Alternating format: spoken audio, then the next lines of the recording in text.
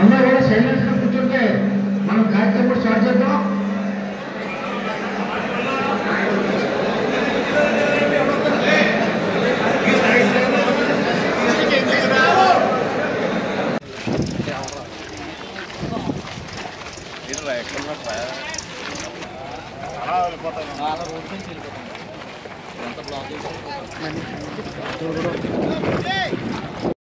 చాలా ఇబ్బంది పడినారు. ఒక మనిషిని ఒక దూడి నొప్పులు వస్తే, ఒక ఏదైనా ప్రమాదం జరిగితే, ఒక స్ట్రోక్ వచ్చినా మరి దగ్గరలో ఉన్న హాస్పిటల్ తీసుకెళ్ళాలంటే చాలా ఇబ్బంది పడిపోయింది. ఎవరో నువ్వు కామందులు కావడంతో ఉంది ఎవరైనా వాళ్ళే గతమంది అధికారులు పట్టుకెళ్ళి పోయింది. అటువంటిది ఆటోలు వచ్చిన జగన్ మందికి కదా సుఖపడి సందర్భం. ఎందుకంటే ఆటో డ్రైవర్ని ప్రతి గ్రామంలో కూడా ఒక 10 ఆటోలు తక్కువ కాలంలో ఉంటాయి. ఆటో డ్రైవర్ ఎవరు లేకుండా కూడా లేచి వచ్చి ఆ కుటుంబాన్ని అంటే హాస్పిటల్కి తీసుకొచ్చే సందర్భం మనం చాలా చూసాం. ఆటో వాళ్ళు అయితే స్వతంత్రంగా చాలా ఉపయోగపడ్డ వ్యక్తులు మొట్టమొదటి ఆటో యూనియన్ వస్తుందని చెప్పి అందరికీ తెలుసుకుంటున్నాం. ఆటో కార్మికులు వస్తారు మొట్టమొదటి ఎవరికైనా ఉపయోగపడాలంటే సాయపడాలని తెలుసుకుంటున్నాం. మరి మీకు ఒక విషయం చెప్పాలా, ఎందుకంటే 1986లోని అందరికీ కూడా పేరు పేరున నా హృదయపూర్వక నమస్కారాలు తెలియజేసుకుంటూ ఈరోజు ఇంత క్షమించమని కూడా అడుగుతున్నాను. ఇది రాజకీయ మీటింగ్ కాదు. ఆటో యూనియన్ సోదరుల సమస్యలు తెలుసుకుని రాబోయే కాలంలో మనం ఎలా పరిష్కరించాలి అన్న ఉద్దేశంతో పెట్టిన కార్యక్రమం. అందుకని రాజకీయ వార్తలను తగ్గించినందుకు అందరూ కూడా క్షమించాలి ముందుగా. అలాగే ఎప్పుడూ కూడా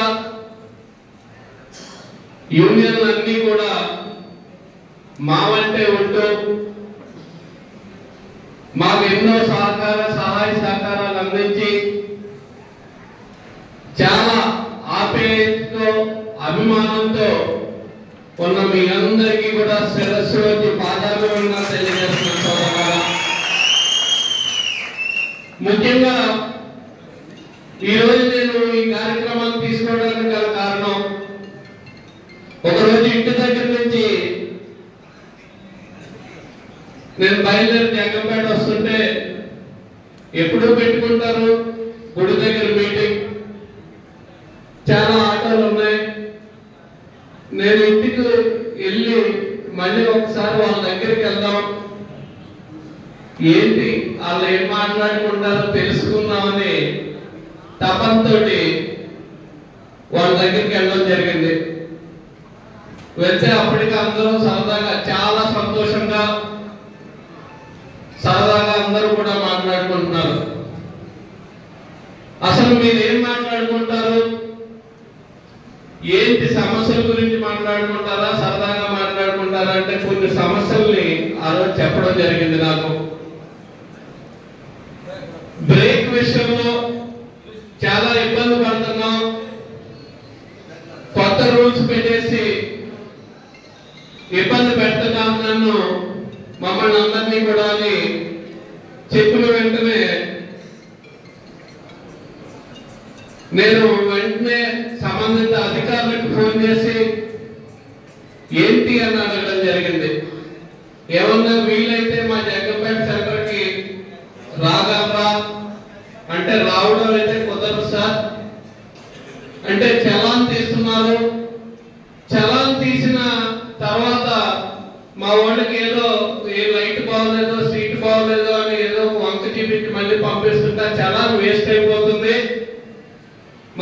విషయంలో ఏంటంటే చలాన్ వేస్ట్ అవ్వదండి. 48 గంటలు పనిచేస్తుంది, 72 అవర్స్ పనిచేస్తుంది. అది రోడ్డు మీదకి వస్తే ప్రమాదం మన చుట్టూ గింగిర్లు కొడతా ఉంటుంది.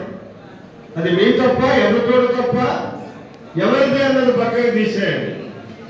మళ్ళీ తిరిగి ఇంటికి వెళ్ళి మీరు మంచం మీద పడుకునే వరకు కూడా ఆ ప్రమాదం అనేటటువంటి గట్టిక మిమ్మల్ని వెంటాడుతూ ఉంటుంది. కాబట్టి ఆ వెంటాడేదాన్ని ఇమీడియట్ గా ఆదుకోవాలనుకున్నప్పుడు ఖచ్చితంగా మీకు పర్సనల్ ఇన్సూరెన్స్ ఉండాల్సినటువంటి అవసరం ఉంది. ఇవాళ వచ్చినటువంటి అరకొర ఆదాయంలో మీరు ప్రీమియం కట్టేటటువంటి పరిస్థితి ఉండదు. ఇది కమ్యూనల్ ప్రీమియం కానీ కట్టగలిగితే ఇక్కడ తక్కువగా ప్రీమియం అవుతుంది.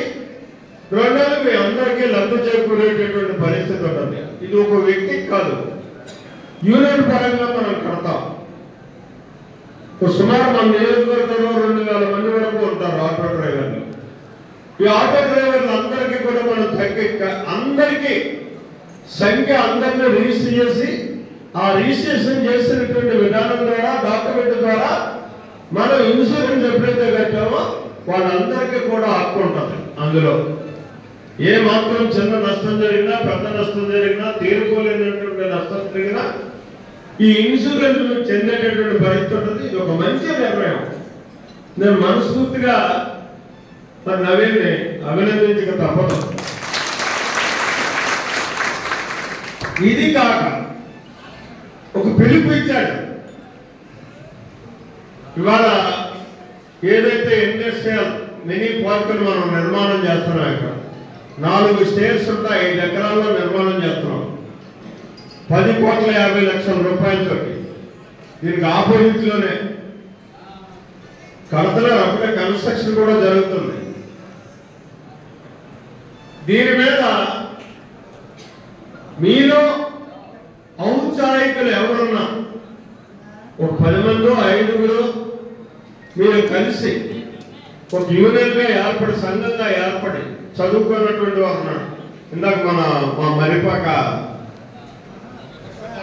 ప్రకాష్ బిఏ చదివాడు, ఉద్యోగం లేక ఆటో ఎక్కడో మొదలెట్టాడు, ఇంకా దండుకుని ఉండిపోయింది.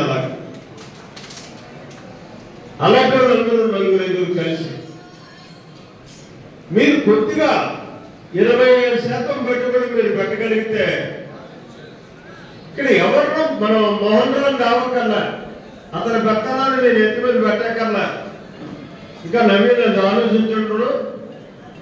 75% ఇండస్ట్రియల్ డిపార్ట్మెంట్ ద్వారా మనకు బ్యాంకులు అప్పించేటటువంటి అవకాశం ఉంటుంది. మీరు ఎన్నుకున్నటువంటి ప్రాజెక్టు విధానాన్ని బట్టి దాన్ని మీరు సమర్థులైనటువంటి వాళ్ళు, అంతో ఎంతో చేసుకోగలిగేటువంటి వాళ్ళు ఆలోచన చేసి ఆ ప్రాజెక్టును తయారు చేసుకుని మీరు రాగలిగితే మీరు చేసేటటువంటి ప్రాజెక్టు సరిపడేటువంటి స్థలాన్ని కేటాయించడం మీకు ఇవ్వడం జరుగుతుంది. మీరే పారిశ్రామికవేత్తలుగా, పారిశ్రామికవేత్త అంటే 10 కోట్లు పెట్టేవాడు పారిశ్రామికవేత్త, 10 లక్షలు పెట్టేవాడు పారిశ్రామికవేత్త, 10,000 కోట్లు పెట్టేవాడు పారిశ్రామికవేత్త. కానీ 10 లక్షలు పెట్టేవాడికే ఆదాయం ఎక్కువ వచ్చేటటువంటి పరిస్థితి ఉంటుంది. ఎందుకంటే వీడు స్వయంగా చూసుకుంటాడు, స్వయంగా పనిచేసుకుంటాడు.